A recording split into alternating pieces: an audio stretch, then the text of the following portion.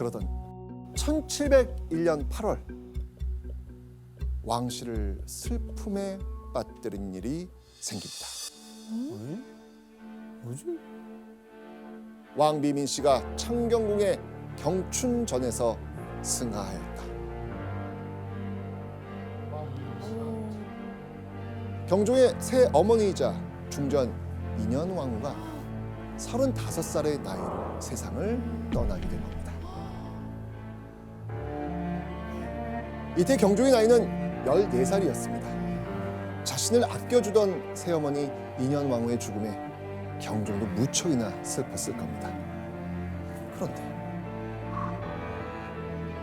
인현 왕후가 사망하고 한 달 뒤 경종의 등골을 서늘하게 만드는 뜻밖의 소식이 전해집니다. 경종의 친모 장희빈의 처소 병풍 뒤에서 발견된 어떤 물건 때문에 궁궐이 발칵 뒤집혀졌다는 소식이었습니다. 장희빈의 처소에서 발견된 물건은 다름 아닌 누군가의 초상화였습니다. 발견된 초상화는 날카로운 화살에 꿰뚫려 처참한 모습이었죠. 자, 도현 씨. 네. 바로 이 장희빈 처소에서 발견된 이 초상화의 주인공은 누굽니까? 제가 예전에 여행 떠났을 때 이 이야기를 했었죠. 네, 인현왕후 맞습니다. 계속 그렇게 해가지고. 맞아요. 네. 경종의 친모 장희빈이 인현 왕후를 저주해 죽음으로 내몰았다는 충격적인 이야기가 되는 것이죠. 당시 세자였던 경종은 그저 발을 동동 구르며 사태를 지켜봐야 했습니다. 와. 그리고 1701년 10월 궁안에 지엄한 왕의 목소리가 울려 퍼집니다. 장희빈을 자진하게 하라. 한마디로 경종의 아버지 숙종이 어머니 장희빈에게 스스로 목숨을 끊으라는 명령을 내린 겁니다. 와, 세게 나오네. 이 소식을 듣게 된 아들 경종의 심정은 어땠을까요? 아 근데 지금 너무 그 죄질이 명확하잖아요. 근데 또 어머니가 죽는 걸 봐야 된다는 건 자, 그렇다면 자진하라는 숙종의 명령 장희빈 순순히 받아들였을까요? 근데 왕의 명령인데요. 받아들여야죠. 인현 왕후전에 따르면 숙종의 명을 전하러 온 궁녀에게 경종의 친모 장희빈은 이렇게 말했다고 합니다. 민 씨가 명이 짧아 죽은 것이 나와 무슨 상관이 있느냐? 너희들이 나를 죽이고 훗날 세자에게 살기를 바라느냐? 오. 약간 연산군처럼. 장희빈다운 말이네요. 그렇죠. 오. 지엄한 왕명이 떨어졌는데도 경종의 친모 장희빈은 불순하고 악한 소리를 끈질기게 이어간 겁니다. 끝까지. 장희빈은 끝까지 자신의 잘못을 인정하지 않습니다. 그렇다면 자신의 아버지 숙종이 어머니 장희빈에게 자진하라고 한 소식을 듣게 된 경종은 어떻게 행동했을까요? 중간에 껴서 뭐 할 수 있는 게 없잖아요. 그러니까. 근데 또 자기의 목숨, 또 미래를 봤을 때는 눈치 있고 또 행동해야 되니까 아 진짜 너무 어렵네요. 어려운데요. 소식을 들은 세자 경종은 궁문 앞에 거적을 깔고 납작 엎드렸다고 합니다. 그리고 간절한 목소리로 이렇게 외칩니다. 제발 어머니를 살려주시옵소서. 하지만 세자 경종의 간곡한 부탁에도 불구하고 숙종은 살기등등한 모습으로 자신의 입장을 바꾸지 않습니다.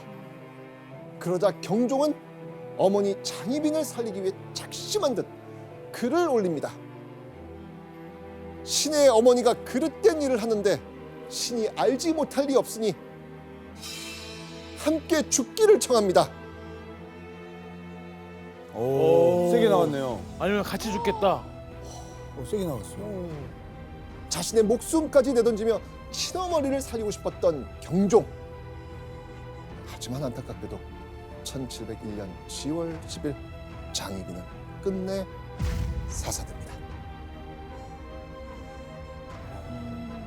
한창 부모의 관심과 사랑이 필요할 나이에 경종은 안타깝게도 자신의 아버지가 자신의 어머니를 죽이는 충격적 상황을 두 눈으로 톡톡히 목격을 한 거죠.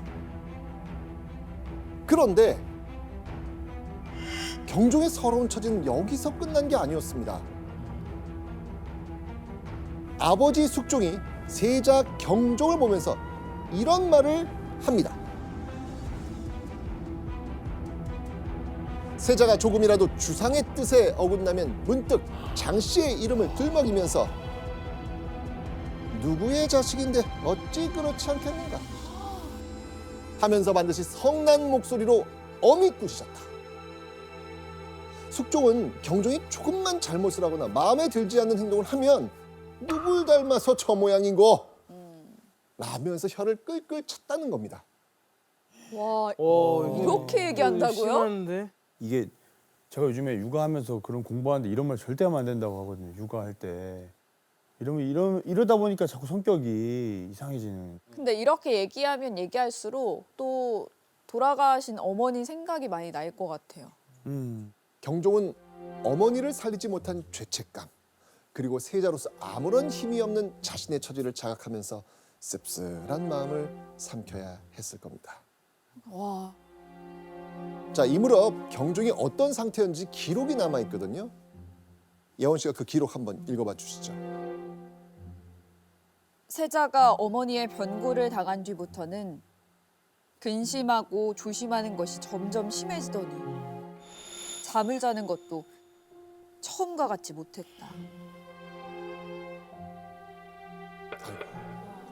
야사인 대사편년에 따르면 장희빈이 사망한 뒤 경종에게는 이상한 버릇이 생겼다고 합니다. 벽을 보면서 혼자 작은 목소리로 중얼중얼 대화를 하거나 한밤에 궁궐을 돌아다니면서 방황했다고도 합니다. 아, 이거는 진짜 근데 사실 정상일 수가 없어요. 그 어린 나이에. 세자의 자리는 위협받고 친모 장희빈은 사사된 상황. 경종은 심신이 크게 허약해지고 만 겁니다.